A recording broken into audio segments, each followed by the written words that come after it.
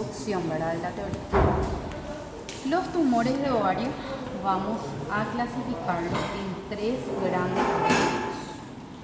Vamos a clasificarlo en tumores de origen epitelial, en tumores de origen germinal y en tumores de origen cordones sexuales estrógenos. En tumores de origen epitelial vamos a tener a los tumores serosos, vamos a tener a los tumores mucinosos, vamos a tener a los tumores endometrioides, vamos a tener a los tumores de células claras, vamos a tener al tumor de Brenner y vamos a tener al cistoadenofibroma.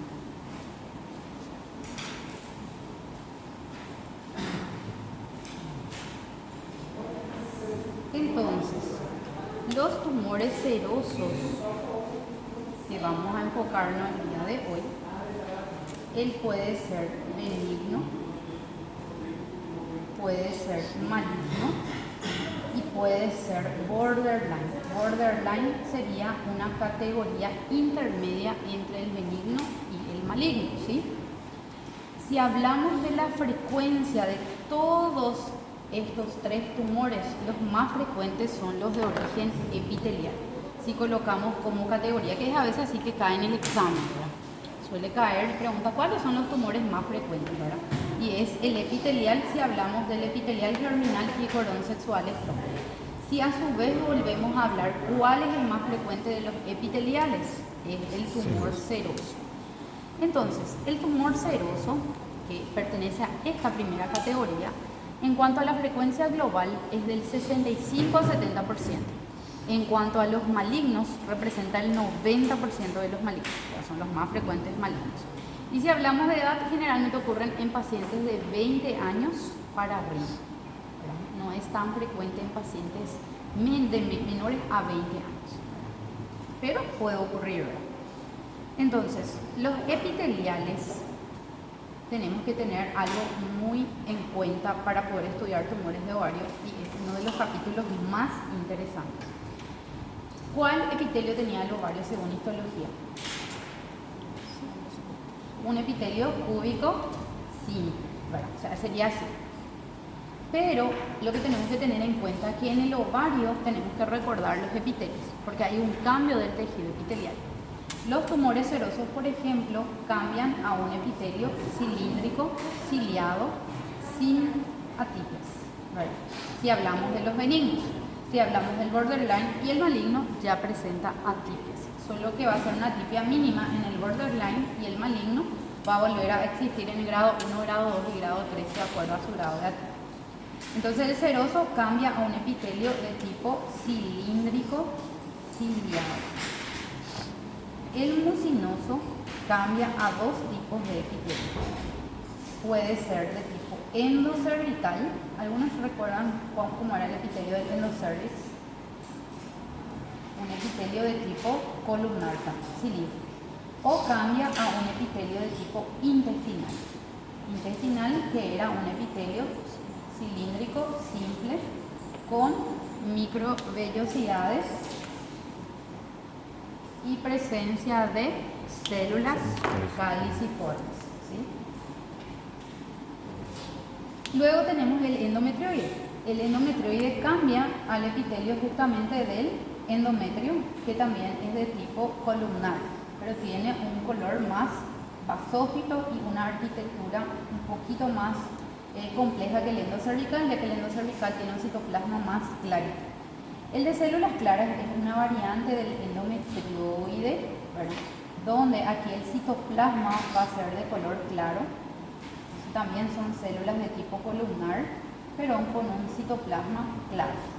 El de Brenner hace un epitelio de tipo transicional, o sea, hace el epitelio del, ¿dónde encontrábamos epitelio transicional? Urotelio, ¿verdad? Urotelio.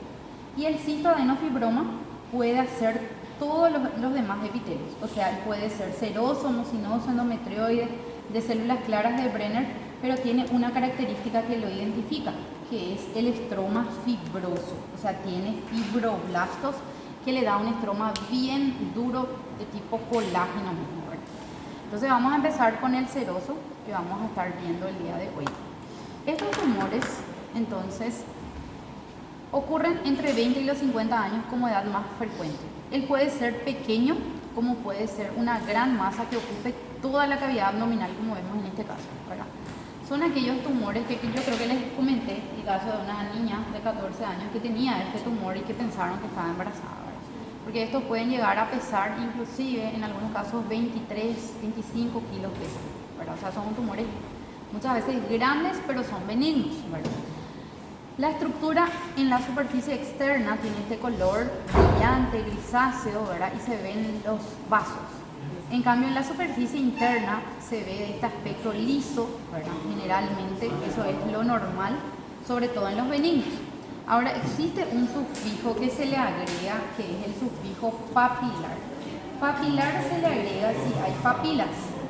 Y el papilar puede estar en el benigno, en el maligno, así como también en el borderline. Pero les voy a dar unas pistas, ¿verdad? En este caso, en esta imagen que estamos observando, aquí se ven las papilas. Las papilas son estas proyecciones que se ven, que se identifican, ¿verdad? De aspecto velloso, como vemos aquí, Yamile y Mayara me están viendo. Estas papilas, si están en la superficie interna, sí. Y si son chiquitas, yo voy a sospechar que es un papilar benigno, ¿verdad? Y simplemente se va a llamar cistoadenoma seroso papilar, por ejemplo, o cistoadenofibroma seroso papilar. Pero si estas papilas son múltiples, o son carnosas, o están en la superficie externa, ya me tiene que hacer sospechar de que es o borderline o maligno. Benigno no puede ser. Entonces, por ejemplo, este caso, este es un tumor gigante, ¿verdad? Donde todo esto es la papila, ¿verdad? Esto aquí justamente nos dice que fue un cistoadenocarcinoma seroso, o sea, tumor seroso maligno. Ahora, bilateralidad. La bilateralidad es frecuente en los epiteliales, o sea, que la misma paciente tenga los dos lados. Entonces, si es benigno, 20%, si es maligno, 66%. O sea, cuanto más maligno sea, más probabilidades de que sea bilateral. Y ahí, como dice también, los limítrofes o borderline, 30% aproximadamente de los casos pueden ser bilaterales. Entonces, este sería nuestro cambio en un cistoadenoma seroso.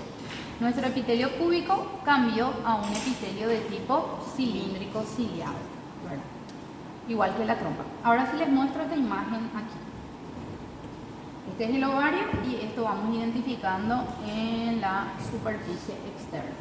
Entonces, ¿qué les parece? Esto es benigno, maligno, borderline. ¿Qué les parece?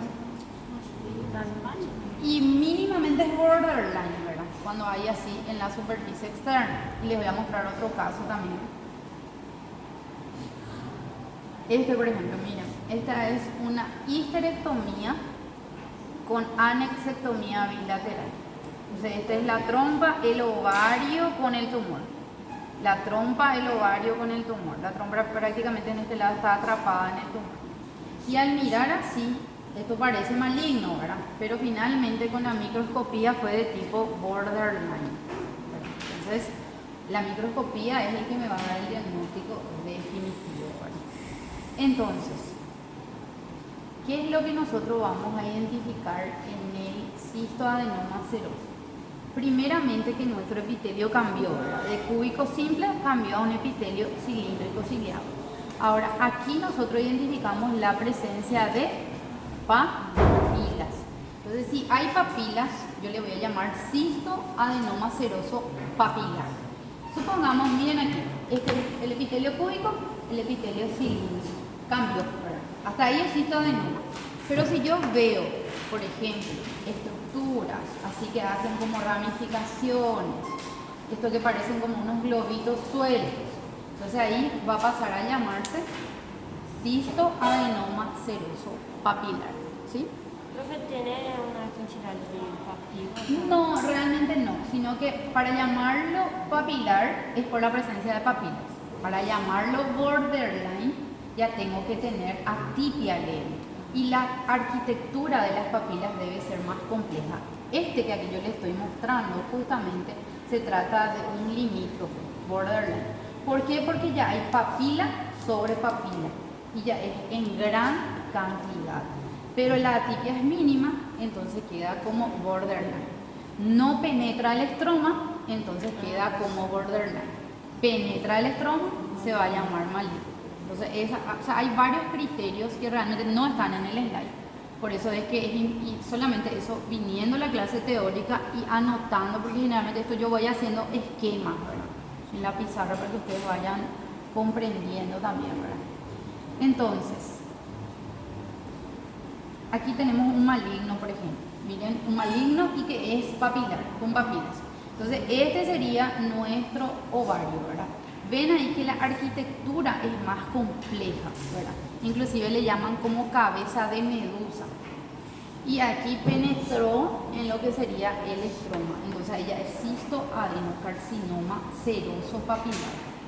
Seroso porque el epitelio es cilíndrico, ciliado. ¿Está bien? Bueno, entonces eso sería en cuanto al cistoadenoma seroso. Ahora, en cuanto al cistoadenofibroma, el cistoadenofibroma que les tengo que mostrar también el día de hoy, el cistoadenofibroma tiene una característica que lo identifica, ¿verdad? Él puede ser, como ya les dije, si tiene epitelio cilíndrico ciliado, seroso. Si tiene epitelio endocervical, mucinoso. Y así puede hacer todos los epitelios. Pero lo más característico en él son las áreas de fibrosis, que se puede identificar tanto por la macro como por la microscopía. ¿Cómo yo voy a identificar en la macroscopía? En la macroscopía va a ser una masa de consistencia firme, elástica, dura, por la gran cantidad de tejido fibroso. Él puede tener un tamaño pequeño, como puede ser una gran masa también. Así como vemos en esta imagen, ¿verdad? Esta es una masa de gran tamaño. Y ahí, en esta misma imagen, lo que más le debe de llamar la atención es la presencia de gran tejido fibroso, ¿verdad? Ahora, si esto nosotros vamos observando de cerquita, vamos a ver que es un epitelio de tipo cilíndrico ciliado, ¿verdad? Y el sufijo de papilar lo da el nombre de estas proyecciones que parecen como unos globitos, que son las papilas. Entonces, hasta ahí sería la explicación de la introducción teórica. Ahora les voy a mostrar las láminas, cómo vamos a identificar estas láminas en el laboratorio. Entonces, vamos primero con el cistoadenoma seroso. El cistoadenoma seroso, entonces, nosotros vamos a mirar la lámina. ¿Ustedes cómo más recuerdan la lámina? ¿Recuerdan más mirando aquí o mirando el dibujito o las dos cosas? Porque no bailan. Bueno, a por ejemplo, le llamaron, yo le voy a contar las mnemotecnias que vi, las más raras, ¿verdad? Que me parecen, ¿verdad? A le llamaron dois ovos y dois bacon. Telefone, eles têm telefone dos olhos. Usando su imaginación. Dois ovos y dois bacon. Así le llamaron. En realidad, estas dos redonditos que se ven aquí son las trompas, que son normales y que les va a ayudar a identificar como guía qué es la trompa. Ahora, lo que le llamaron el bacon, que son estas lonjas, son los cortes del ovario que hacemos así, de manera longitudinal. Entonces, esto, al colocar aquí en la lámina, ustedes van a identificar que ya no es un epitelio cúbico sino que es un epitelio de tipo cilíndrico ciliado, ¿verdad? Entonces, así vamos a identificar un epitelio de tipo cilíndrico ciliado, ¿está bien?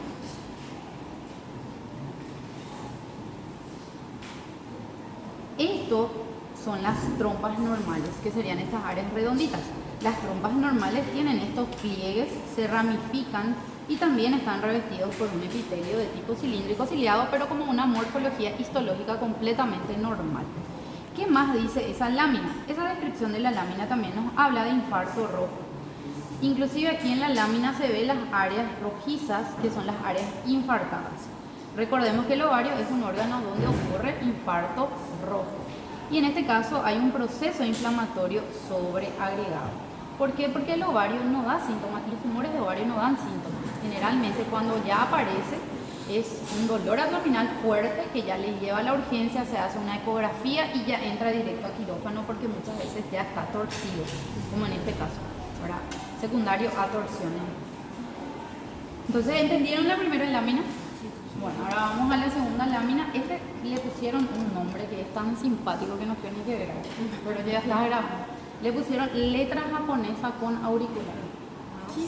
Para mí ya es más difícil la mnemotecnia. Miren, a este le llamaron como unas letras japonesas y el auricular, esto que está ahí al costado. Muita gente, o povo tem uma Y mentalidade. para mí que es más difícil la mnemotecnia con tantas láminas. A autora dessa Dessa criatividade. Deus me livre. Y justo es una de mis monitoras ahora. Y yo le digo, Dios mío, qué imaginación tienen ustedes.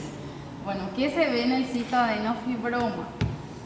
En el cistoadenofibroma se ve, bueno, les voy a mostrar una lámina del wet pathology. Si así solamente era, iba a ser cistoadenoma seroso, ¿verdad? Pero al ver este componente fibroso y al ver estos que parecen globitos, es cistoadenofibroma seroso. Esta es nuestra lámina de laboratorio que también es muy linda. Entonces, esto que vamos viendo así, estas proyecciones son las papilas. Y hay una imagen donde se identifica mejor. Aquí. Si fuese aquí mismo la lámina, con este estroma fibroso, igual se llamaría cistoadenofibroma, ¿verdad? Seroso. Pero al ver las proyecciones, las papilas, las ramificaciones, se llama cistoadenofibroma seroso papilar. Aquí se identifica súper bien las papilas, el epitelio de tipo cilíndrico, ¿verdad? Ciliado. Creo que hay otra imagen más de cerquita. Aquí. Fíjense el estroma bien colagenoso y el epitelio de tipo cilíndrico, ciliado. Bueno, entonces eso sería la primera parte de la clase, ¿verdad? Y la segunda les explico después del receso. ¿Consiguieron entender?